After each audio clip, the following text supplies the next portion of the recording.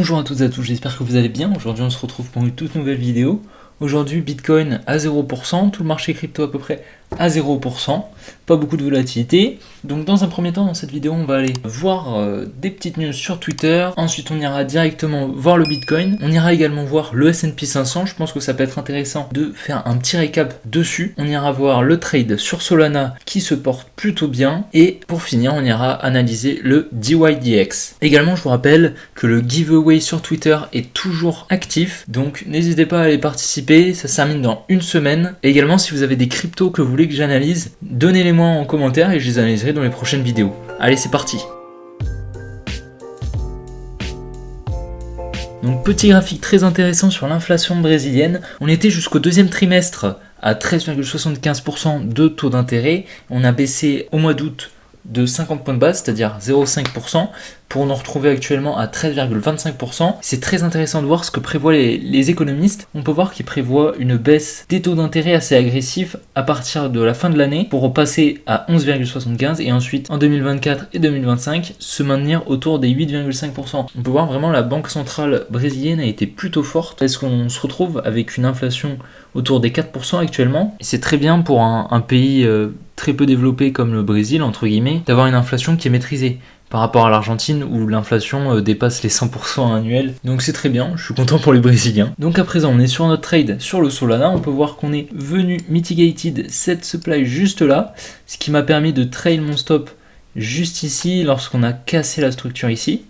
Donc j'ai trail mon stop ici, ce qui permet de me protéger. On est revenu mitigated cette supply, donc c'est parfait. Maintenant je m'attends à des plus bas. Lorsqu'on cassera ce lot, je mettrai mon stop loss probablement ici. Ça me permettra de sécuriser les gains de la différence tout simplement. Également, on peut voir qu'on a liquidé cette grosse trendline juste ici. On a eu un joli rebond et ensuite on est venu swap la liquidité qui est juste au-dessus de ce high. On est venu la récupérer, c'est très subtil, et ensuite on est venu casser la structure, donc c'est parfait. Donc sur Bitcoin, il n'y a pas grand chose de spécial, à part qu'on a une belle résistance ici avec des liquidités qui s'accumulent, donc ça m'étonnerait pas du tout qu'on vienne les chercher. Ici on était venu chercher les liquidités de ce high avec cette petite mèche, donc c'est assez bearish. Donc je m'attends à un retour dans cette zone juste là, probablement aller chercher ce high juste ici, mais ça m'étonnerait qu'on vienne chercher ce high. Après c'est tout à fait possible qu'on fasse quelque chose comme ça, mais je privilégierais un truc comme ça pour ensuite rebaisser. En tout cas, je m'attends à des plus bas. À présent, on est sur le S&P. Donc, on était venu chercher cette supply juste là avec cette belle distribution ici. Donc, je pense que ce high est protégé.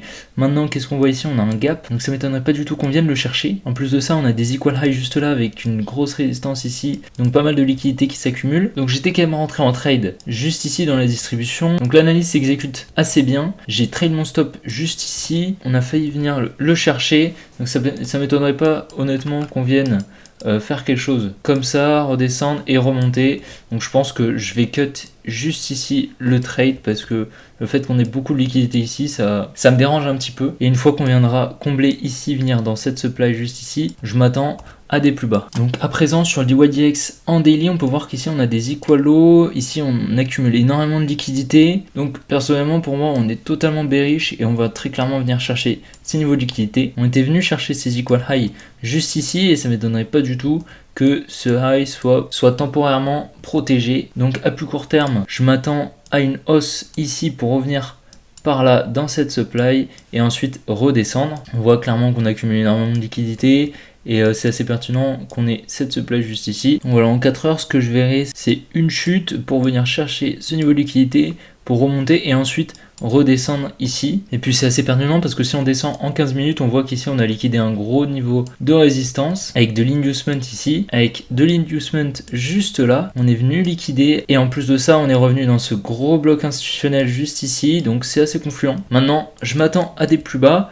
pour probablement ensuite remonter comme je vous l'ai dit. Donc voilà, en tout cas j'espère que la vidéo vous aura plu. N'oubliez pas de vous abonner, liker et commenter. Également si vous voulez que j'analyse vos cryptos, n'hésitez surtout pas à me le dire dans les commentaires, je le ferai avec grand plaisir. Allez vous abonner à mon Twitter, je vous invite à aller participer au giveaway, c'est gratuit donc autant en profiter. Je vous souhaite une bonne soirée et à demain, ciao.